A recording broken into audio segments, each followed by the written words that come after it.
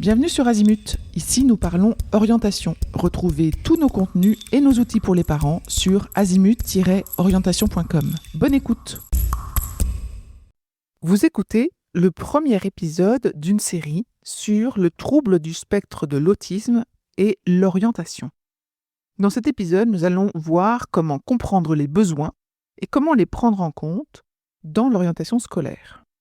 L'objectif de cette série, c'est de partager des pistes de réflexion pour aider les parents d'adolescents concernés par le TSA à prendre en compte les spécificités du trouble du spectre d'autisme dans le projet d'orientation de leur enfant.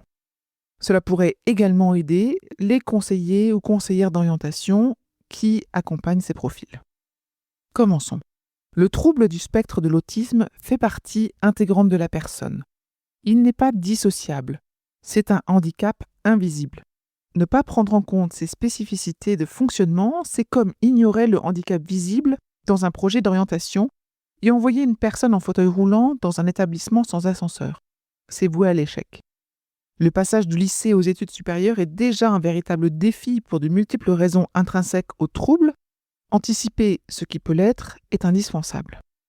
Connaître les particularités de l'autisme de son enfant ou de l'adolescent que l'on accompagne est primordial pour garantir ses chances de réussite.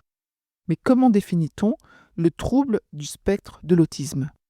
L'autisme peut se définir comme un ensemble de particularités de fonctionnement qui touchent les domaines de la communication et des interactions sociales. Les personnes présentant un trouble du spectre de l'autisme ont aussi des intérêts restreints et répétitifs ou des spécificités sensorielles. Pour donner quelques exemples de ces spécificités, on peut noter une perception visuelle des détails, une résistance au changement et le besoin de routine, une compréhension des contextes différentes, des particularités sensorielles, un décalage par rapport à certains codes sociaux communément admis, etc. Les troubles du spectre de l'autisme font partie de la famille des handicaps invisibles, comme on l'a dit. Ces spécificités, ou traits autistiques, se manifestent plus ou moins avec des intensités différentes en fonction des individus et provoquent des difficultés qui varient d'une personne à l'autre. On parle alors de spectre. Les profils sont donc distincts, des difficultés qui leur sont propres et donc des besoins spécifiques, qui peuvent d'ailleurs évoluer en fonction du contexte et dans le temps. Comprendre ce point, c'est comprendre le besoin d'aménagement individualisé. Pour reprendre un parallèle avec le handicap physique, prenons deux personnes qui ne peuvent se déplacer sans aide matérielle ou humaine. Camille se déplace en fauteuil, Arthur avec des béquilles. Arthur pourra monter un escalier, Camille non. Proposer uniquement 2 fauteuils empêcherait Arthur de monter l'escalier. Proposer 2 paires de béquilles ne permettrait pas à Camille de se déplacer. Aménagement non efficace. On adapte aux besoins, pourtant la difficulté de départ était identique, l'impossibilité de se déplacer sans aide. Il en va de même pour les handicaps invisibles. Il faut comprendre les besoins pour adapter les aménagements. Prosper et Zoé présentent un trouble du spectre de l'autisme. Prosper est en difficulté au sein d'un groupe, ne sait jamais ce qu'on attend de lui et répond de ce fait souvent à côté. Zoé, elle est plutôt à l'aise en groupe sur un petit temps. Elle a réussi à mettre en place des stratégies et appris comment se comporter et ce qu'on attend d'elle. En revanche, elle est hypersensible au bruit des ventilateurs ou d'appareils de ce type. Lors d'un groupe de travail à 4, les élèves parlent tous en même temps et la clim est allumée. Zoé ne peut mettre son casque, elle doit échanger, et Prosper est obligé de participer à ce travail collectif.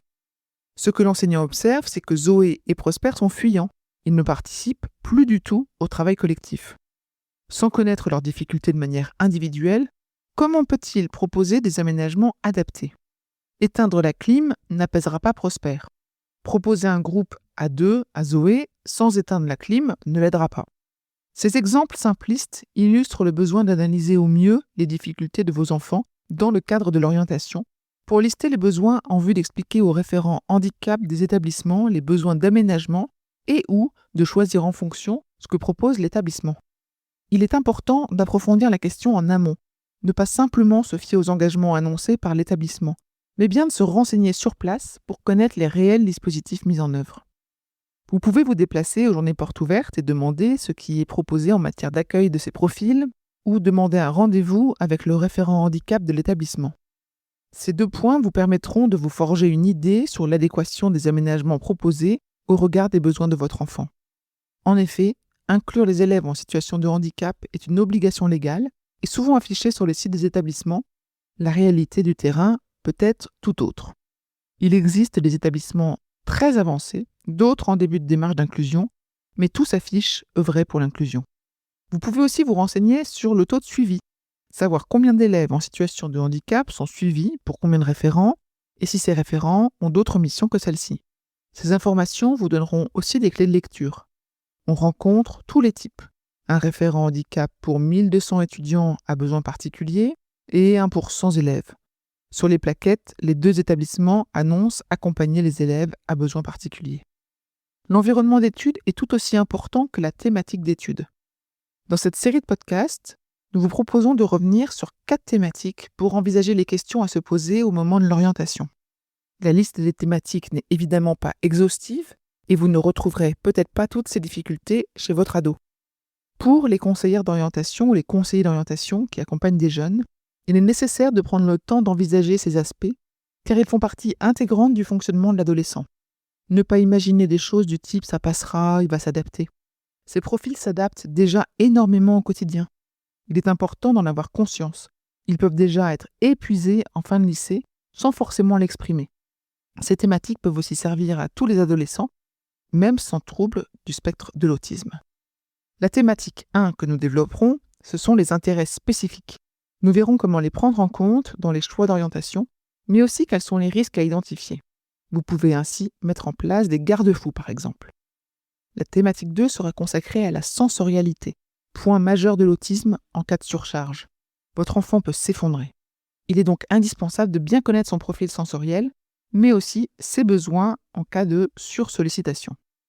Thématique 3, l'autonomie, que ce soit l'hygiène, la gestion du quotidien, la prise des repas, le sommeil, les déplacements, tout est à prendre en compte dans le choix des études. Un travail d'introspection est à faire par les familles, on vous expliquera pourquoi. Et enfin, la thématique 4 aura pour objectif de prendre en compte la fatigabilité des enfants, l'identifier et comment l'intégrer dans le choix des études. On se retrouve donc dans les autres épisodes sur le trouble du spectre de l'autisme et l'orientation. Cette série a été écrite par une maman de plusieurs enfants qui présentent des troubles du neurodéveloppement. Elle s'est formée sur leurs troubles et a réorienté sa carrière professionnelle pour pouvoir les accompagner. Elle est aujourd'hui conseillère d'orientation indépendante et formatrice sur le TSA, le trouble du spectre de l'autisme, et le TDAH, le trouble déficit de l'attention avec ou sans hyperactivité. Pour aller plus loin dans l'accompagnement de votre enfant, rendez-vous sur azimut-orientation.com. Tous nos contenus y sont classés par thématique et vous pourrez consulter notre calendrier, notre annuaire d'experts et vous inscrire à la newsletter pour ne rien louper. Merci pour votre fidélité. À bientôt.